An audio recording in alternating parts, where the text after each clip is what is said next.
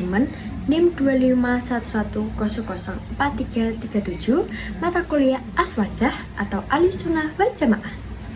Apakah kalian mengenal Islam Nusantara? Yuk kita kenali bersama apa itu Islam Nusantara. Ayo.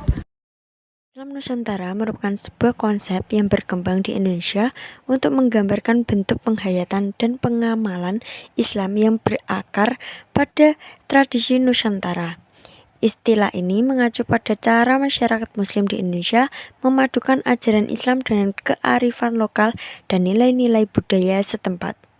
Islam Nusantara tidak hanya dipandang sebagai praktik keagamaan, tetapi juga sebagai model pemikiran yang menawarkan pendekatan instruktif dan moderat dalam memahami Islam. Islam Nusantara bukan Islam yang normatif, akan tetapi Islam Nusantara adalah Islam empirik dan distinktif. Sebagai hasil interaksi, kontekstualisasi, indigenisasi, penerjemah, venakularisasi Islam universal dengan realitas sosial, budaya, dan sastra di Indonesia. Islam Nusantara yang pertama kali dibangun oleh Wali Songo di daerah Jawa memang menjadi perhatian khusus mengingat konsep ini lebih populer di Pulau Jawa. Islam Nusantara yang dibangun dengan penuh kelembutan dan keindahan ini masih menjadi kontroversi di Indonesia.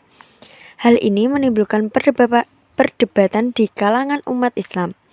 Sebagai kalangan mengatakan bahwa Islam adalah Islam hanya satu yang dibawa oleh Rasulullah, tidak ada Islam Nusantara, Islam Malaysia, dan sebagainya.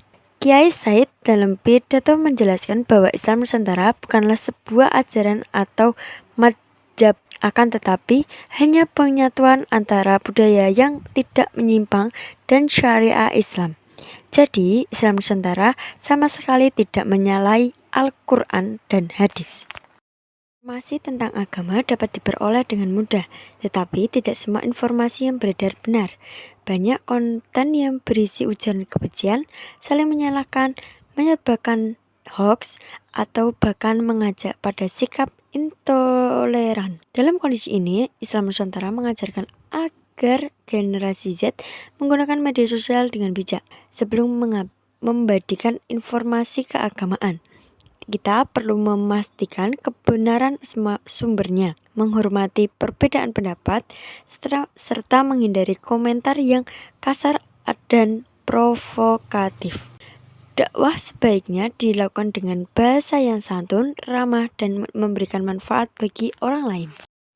Sebagai generasi Z, kita juga dapat menerapkan nilai Islam Nusantara dengan membuat konten edukatif, menyebarkan pesan perdamaian, menghargai budaya lokal yang tidak bertentangan dengan ajaran Islam, serta menjaga persatuan di tengah keberagaman suku, budaya, dan agama. Dengan begitu, media sosial tidak hanya menjadi tempat hiburan, tetapi juga menjadi sarana penyebaran nilai-nilai Islam yang damai, moderat, dan rahmatan lil alamin. Nilai-nilainya ada 5. Yang pertama, tawasud, yaitu bersikap moderat dan tidak berlebihan dalam memahami agama. Kita tidak bersikap ekstrem, tetapi selalu mengambil jalan tengah.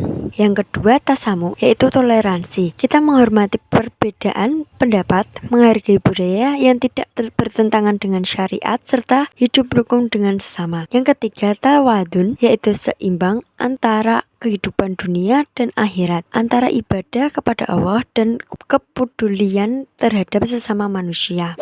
Yang keempat, iktidal, yaitu bersikap adil, jujur, dan menempatkan sesuatu pada tempatnya tanpa memihak secara berlebihan. Yang kelima, amar ma'ruf nahi munkar, yaitu mengajak kepada kebaikan dan mencegah kemungkaran dengan cara yang bijaksana, santun, serta tidak provokatif.